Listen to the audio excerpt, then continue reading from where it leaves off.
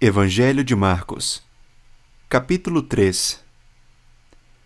De novo, Jesus entrou na sinagoga, e estava ali um homem que tinha uma das mãos ressequida. E estavam observando Jesus para ver se curaria aquele homem no sábado, a fim de o acusarem. Jesus disse ao homem da mão ressequida: "Venha aqui para o meio."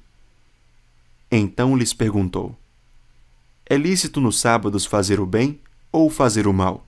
Salvar uma vida ou deixar morrer?" Mas eles ficaram em silêncio.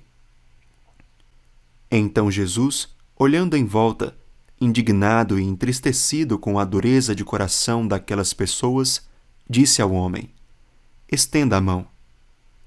O homem estendeu a mão e ela lhe foi restaurada. Os fariseus saíram dali e, com os herodianos, logo começaram a conspirar contra Jesus, procurando ver como o matariam. Jesus se retirou com os seus discípulos para o mar. Uma grande multidão o seguia. Eram pessoas que tinham vindo da Galileia, da Judeia, de Jerusalém, da Idumeia, do outro lado do Jordão e dos arredores de Tiro e de Sidom, porque ouviam falar das coisas que Jesus fazia. Então recomendou aos seus discípulos que sempre lhe tivessem pronto um barquinho, por causa da multidão, a fim de não o apertarem, pois curava muitas pessoas, de modo que todos os que tinham alguma enfermidade se esforçavam para chegar perto, a fim de poderem tocar nele. Também os espíritos imundos, quando o viam, prostravam-se diante dele e gritavam: "Você é o Filho de Deus." Mas Jesus lhes advertia severamente que não o expusessem à publicidade. Depois, Jesus subiu ao monte e chamou os que ele quis, e vieram para junto dele. Então designou 12, aos quais chamou de apóstolos, para estarem com ele e para os enviar a pregar e a exercer autoridade de expulsar demônios. Eis os 12 que designou: Simão, a quem acrescentou o nome de Pedro, Tiago, filho de Zebedeu, e João, irmão de Tiago, aos quais deu o nome de Boanerges, que quer dizer filhos do trovão, André, Filipe, Bartolomeu, Mateus e Tomé, Tiago, filho de Alfeu, Tadeu, Simão, o Zelote, e Judas Iscariotes, que foi quem o traiu.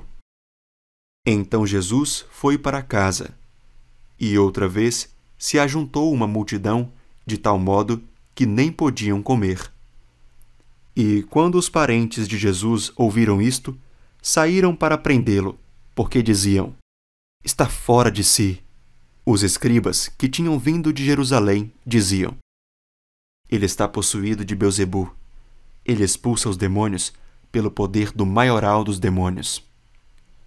Então, convocando-os, Jesus lhes disse por meio de parábolas: "Como pode Satanás expulsar Satanás? Se um reino estiver dividido contra si mesmo, tal reino não pode subsistir. Se uma casa estiver dividida contra si mesma, tal casa não poderá subsistir. Se Satanás se levantou contra si mesmo e está dividido, não pode subsistir. É o seu fim. Ninguém pode entrar na casa do valente para roubar-lhe os bens sem primeiro amarrá-lo, e só então saqueará a casa dele.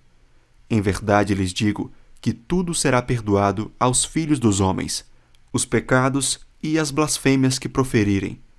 Mas aquele que blasfemar contra o Espírito Santo nunca terá perdão, visto que é réu de pecado eterno."